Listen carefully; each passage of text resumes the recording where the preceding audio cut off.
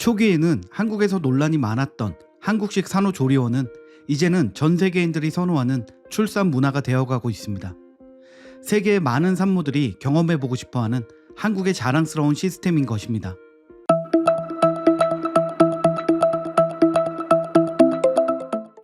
산후조리원이라는 개념이 없던 시절, 한국에서는 1997년 인천에서 처음 생겨났습니다.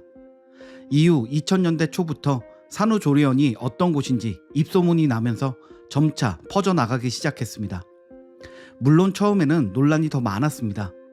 산후조리원을 가는 것 때문에 집안 싸움이 나는 경우도 많았는데요. 예전에는 애를 낳고 바로 밭일하러 나갔다며 산후조리원이 꼭 필요하냐고 하는 사람과 산모는 찬바람을 맞아서도 안 되고 몸을 씻는 것도 되도록 자제해야 한다. 관리해주는 시설이 생긴 것은 좋은 일이라는 사람들의 의견이 팽팽했습니다. 하지만 산후조리원이 필요하다는 사람은 젊은 아기 엄마들이 대부분이었기 때문에 보통은 시댁이나 남편에게 다들 낳는 거 유난 떤다는 소리를 듣기도 했습니다. 그 뒤에는 꼭 산후조리는 외국 어디에도 없는데 한국만 있다라는 말도 덧붙였습니다. 애 낳고도 씩씩한 외국의 신생아 엄마에 비해 유세 떨고 유난 떠는 것 같았던 우리나라 산모들은 참 서러웠던 시절도 있었는데요. 하지만 지금은 그때와는 180도 완전히 달라졌습니다. 현재 산후조리원은 우리나라 산모들의 약 80%가 이용하고 있는 대중화된 시설이 되었으며 특별한 이유가 있어 산후조리원을 택하지 않는 경우에도 과거처럼 쓸데없이 돈만 버리는 곳이라는 인식 때문은 아닙니다. 그리고 산후조리를 안 한다는 외국의 산모가 한국의 산후조리원을 찾거나 자신의 나라에서 한국 스타일의 산후조리원이 있는지 알아보고 이용하는 경우가 부쩍 늘어나고 있습니다. 이미 우리가 맞다 틀리다로 말이 많았던 수년 전에도 부유한 외국인 산모들은 한국의 산부인과와 산후조리원을 찾았습니다. 수준 높은 의료시설에서 아기와 산모 모두 안전하게 출산하는 것은 물론 산후조리를 통해 1년간의 임신과 출산에 따른 몸의 변화를 다시 되돌릴 수 있다는 기대감 때문이었습니다. 그 시기 일본의 톱스타가 한국의 산후조리원 방문이 화제가 됐었습니다. 2004년 톰 크루즈 주연의 라스트 사무라이에서 여자 주인공 타카 역을 맡아 헐리우드에 진출한 코유키입니다. 그녀는 2009년 전지현의 헐리우드 진출작 블러드에서 상대 역인 오니겐으로 등장한 배우인데요. 그녀는 한국의 웰빙 음식과 한방의 매력에 빠져 개인적으로도 한국 여행을 자주 오던 친한파 배우였습니다. 그녀는 일본 방송에 출연해 한국의 산후조리원 문화를 일본에 소개하기도 했습니다. 코유키는 방송 촬영 내내 한국 산후조리원에 대해 부럽다라는 감탄사를 연발하며 첫째 아이 출산 후 유선염을 앓아 40도의 고열로 며칠간 고생했던 과거를 밝히기도 했습니다. 당시에 병원뿐 아니라 그 어디에서도 도움을 받지 못했던 기억을 떠올리며 한국의 산후조리원에 큰 관심을 보였습니다. 그녀는 방송 말미에 일본의 어머니들을 위해 자신을 위해서도 산후조리원을 만들고 싶다라고 얘기하기도 했는데요. 그녀의 그런 감탄은 진심이었습니다. 이 방송을 계기로 둘째 아이를 한국에서 출산하기로 결정한 것입니다. 그녀는 한국의 고급 산후조리원을 이용했으며 이 산후조리원 VIP실의 2주간 이용료는 2013년 그 당시 가격으로 700만 원을 넘기는 곳이었습니다. 그곳은 이미 입소문을 통해 일본, 중국, 러시아 산모들이 자주 이용하고 있어 외국인을 위한 통역 관리사도 상주하고 있던 곳이었습니다. 그 당시 코유키는 한국의 산후조리원을 이용하기 위해 한국에서의 원정 출산을 감행해 한일 양국에서 모두 화제가 되었으며 일본에서는 비난의 여론 역시 많았었습니다. 아이를 낳은 산모의 경우 동서양의 차이가 큽니다. 동양에서는 아이를 낳고 산모의 몸 보호 차원에서 제약이 많은 반면 서양은 자유롭게 바로 일상생활을 합니다. 병원에서는 분만 30분 후 기분 전환을 위해 샤워를 권유하며 차가운 음료도 바로 마실 수 있습니다.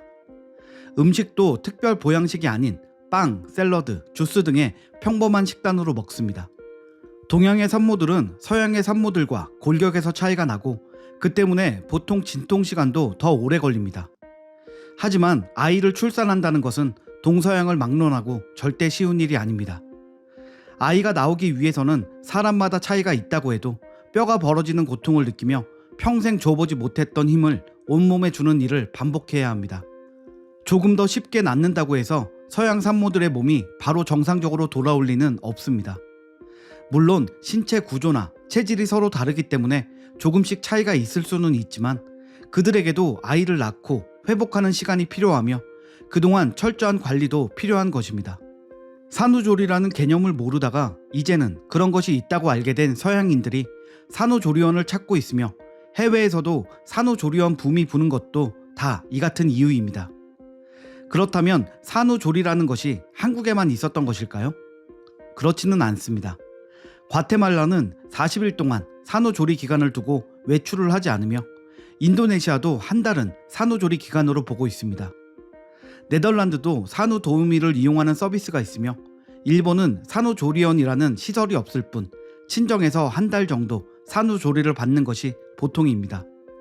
복지 강국 스웨덴은 남성에게 육아를 위한 휴직 권리를 부여한 최초의 국가이며 1991년 남성이 의무적으로 육아휴직을 30일 사용하도록 하는 육아휴직 남성 할당제를 도입했습니다. 이 밖에도 핀란드는 부모 합쳐서 14개월의 육아휴직을 쓸 수 있는 등 배우자의 출산 휴가를 보장하고 있습니다. 이처럼 해외의 여러 나라들이 산모의 회복과 신생아 보육을 위해 배우자도 함께 산후조리를 할 수 있게 하고 있습니다. 그러니까 모든 나라의 산모들이 산후조리를 해야 하는 것이 맞지만 그런 시설이 없었던 것입니다. 그것이 한국에서는 수십 년 전에 만들어졌고 이제는 그러한 관리 능력이 세계 최고가 되어서 인정을 받고 있는 것입니다. 한국의 산후조리원은 24시간 동안 전문 인력들이 상주해 있으면서 육아를 도맡아 해줍니다. 회복을 위한 충분한 시간을 가지면서도 간호사나 도우미들로부터 아이 다루는 법을 배우며 아이를 보면서 허겁지겁 식사를 준비하지 않아도 산후 관리에 좋은 균형 잡힌 식사를 할 수 있습니다. 산모의 회복을 위해 간단한 운동과 함께 마사지 등을 받으며 몸의 균형을 잡아갑니다. 그것과 함께 전문가에게 수유법과 아기 목욕법 등 첫 아이를 출산한 경우 초보 엄마의 불안감을 덜어줄 만한 기본적인 것들을 배웁니다.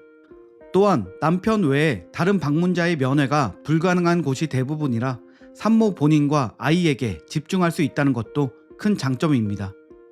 이곳에서 보통 2주간 산후조리를 받는 것입니다. 실제로 우리나라 산후조리원이 너무 체계적으로 잘 되어 있다 보니 미국, 동남아, 유럽, 중국, 일본 등 세계 곳곳에 생겨나고 있으며 이미 활발하게 진출해 자리를 잡은 곳도 많습니다. 특히 중국의 신세대 산모들은 트렌드에 민감하고 소비의식 수준이 높아졌습니다. 준수한 교육을 받고 경제 조건이 좋은 환경에서 성장한 이들은 과학적인 산후회복 및 육아의 중요성에 대한 인식이 높아지고 있습니다. 특히 최근에는 결혼이 늦어지면서 노산인 산모들이 많아졌고 산후조리의 필요성이 더욱 높아지고 있습니다.